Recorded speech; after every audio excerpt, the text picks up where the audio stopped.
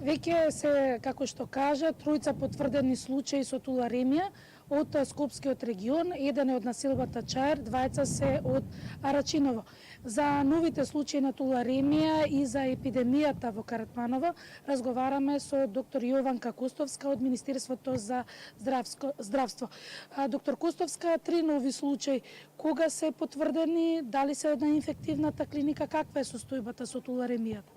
Овие 3 случаи се потврдени во тек на вчерашниот ден, како што кажавте, еден од Чаир, 2 од Арачиново, во добра општа состојба се лекуваат во домашни услови. Значи не се на клиника за инфективни болести и нема некој посебен податок за овие 3 случаи дека забележале глодари во нивна околина или нешто слично. Сепак мора да бидеме предпазливи. Не кажале дали имале контакт со глувци? Она што го кажувам секогаш, не мора некогаш да се види глодарот или да се има контакт со него. Знаеме дека тие може да загадат и останати предмети, овошји, зеленчук или други предмети, па со немиени раце да се внесе овој причинител во организмот, пак да се добие туларемија, така да патиштата на пренос за туларемијата се многократни и по воздух, и по контакт, и преку храна. Така да било кој од овој некој начин може да ја добие туларемијата. Во Скопскиот регион најчесто болните се од Арачиново. Дали има можност и таму да се прогласи епидемија како во Каратманово? Во Каратманово, тоест општина Лозово, прогласивме епидемија со 12 случаи, многу помала општина од Арачиново, каде што има повеќе жители, а имаме 9 случаи.